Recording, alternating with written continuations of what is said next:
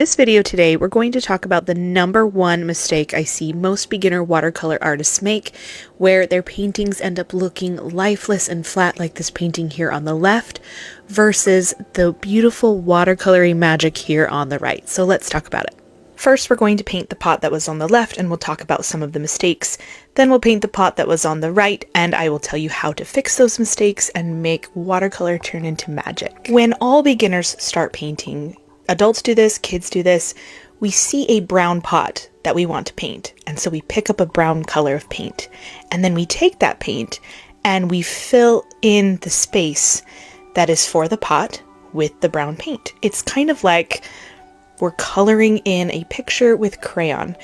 This does not work very well with watercolor. We need to have contrast. And what does that mean, needing to have contrast? Well, if there is a shadow, which I'm going to place a shadow here on the left, then there needs to be a light source. But because the entire pot is one plain color and we didn't have a lighter area, we don't have a light source. And also our shadow is really flat because we've chosen the wrong color and we didn't really blend it in to look like it was part of the pot. It looks separate from the pot. So the number one mistake I see most beginner watercolor artists make is that we are not having our highlights and our shadows adequately represented. So we're going to go into more depth on how to achieve that when I paint the one on the right. But again, I'm doing that in the leaves. I'm painting them one flat color and I'm starting with more of a middle value of green. I'm not starting with my lightest color that would be a highlight. I am starting way too far in the middle towards the darker end of the green spectrum. So while it looks green, I painted green leaves, it doesn't have that magical watercolor feel because there is no dimension and we can't see the flow of the light to the dark shadow. So even when I pick up a darker color of paint and try to mix it with my green and then tap in the shadows while everything is still wet, but they still fall flat because there's no dimension. We don't have our light, medium, and dark values visible, creating that magical watercolor look. So I'm going to show you that next on the right, but the last thing we're going to add to this painting is a very flat and shapeless shadow to complete this very shapeless and lifeless watercolor. All right, so going into the one where we're correcting it, remember the mistake is that we do not have the appropriate highlights and shadows. So the first thing we have to do is we need to add more water to our paint mixture. Also some yellow gold color because brown is not the only color that we're going to see on this pot, especially in the highlighted areas. So the first layer that we put down of our watercolor pot should be very light, should be almost golden because that would be kind of the sunny highlighted color that we would see on this brown pot. And we are leaving the right side where the sun or the light source is hitting the pot. We are leaving it completely blank. It's just the white of the paper. We're going to slightly fill that in as we go, but because there's a lot of texture on this pot, we don't need to fill it in all the way. We're going to move very quickly because we want nice blending and bleeding while our pot is still wet. So we're going to be adding more of that brown color that we used as the base color on the pot from the left.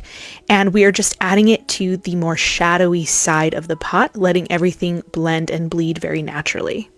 I always keep a paper towel close by because I very often will rinse my brush to pick up more water, tap my brush to remove water, move the paint around until I like the way the edges look, I like the way the paint is mixing, and then I can go in and add more paint, add more details. But if you go in to move paint around but your brush is too wet, that's when you get that backflow bloom in your paintings.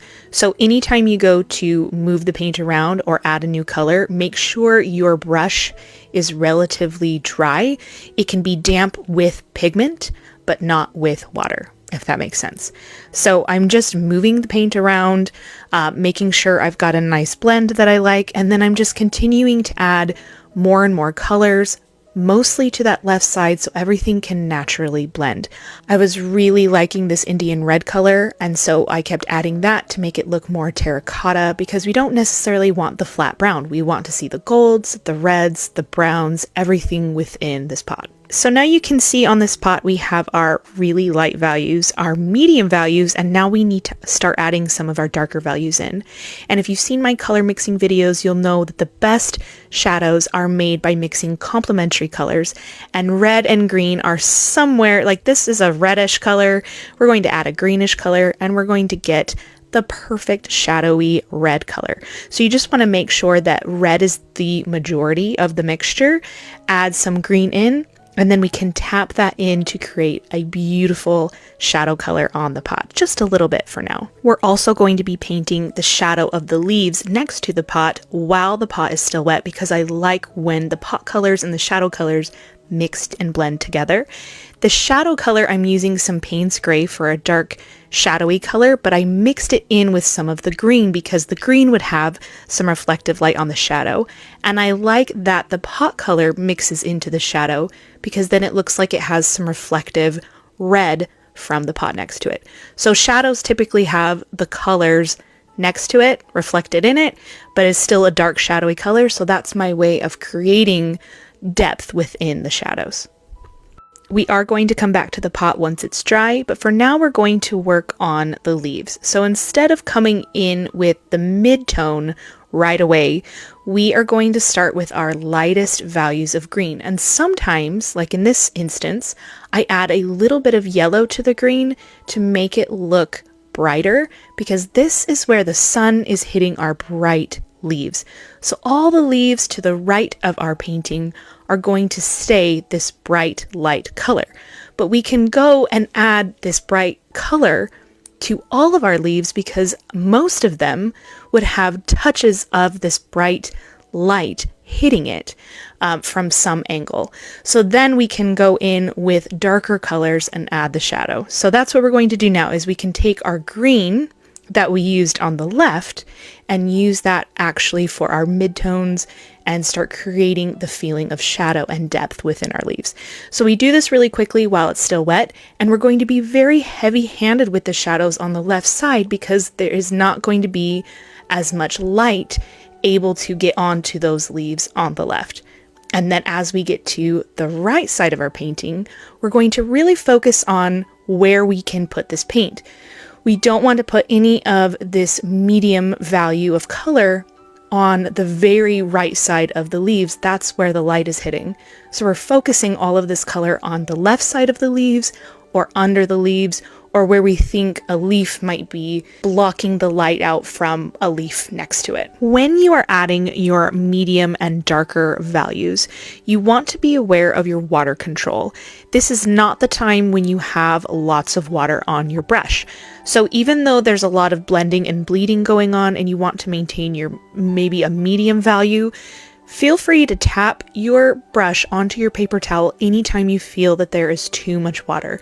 This is where you start using less and less water, and your darkest values is usually when you are using the least amount of water. My favorite way to add darkness to green is by adding blue. So I love adding indigo to my green mixture, and that is typically what I use for my darkest value of color, and a little bit goes a long way. Your midtones really provide the majority of your shadow, and then you go in with a little bit of that really dark color and it just makes the perfect contrast. Now I'm picking up the brown that I already had on my palette. I think I still had some green mixed into it because it's that really dark shadow color. And now that everything is dry, I can go in and really make some stark lines to give it some nice hard edges to the shadow. I think sometimes we are afraid of hard edges and we want to go in with water and smooth everything out.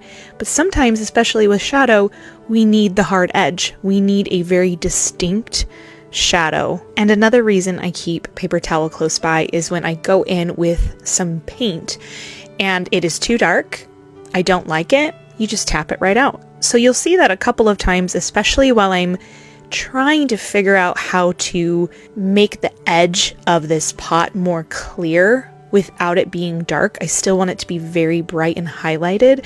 I go in with my paper towel and I say, that's too bright, that's too dark, that's too whatever. So you can use your paper towel to take that out. You can use clean water on your brush to remove it and then use paper towel to dab it. But definitely don't be afraid to dab it anytime you think it's too much.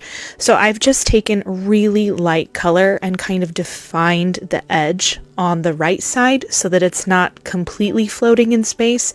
That didn't feel right to me, even though I have seen that technique before and I think it's really cool. This pot just started to look like it was maybe a paper bag on that side. I felt like it needed a more defined edge, but I feel like that slight defined edge really helps. Then we just go through and continue to add more contrast to the shadows, more contrast to the leaves.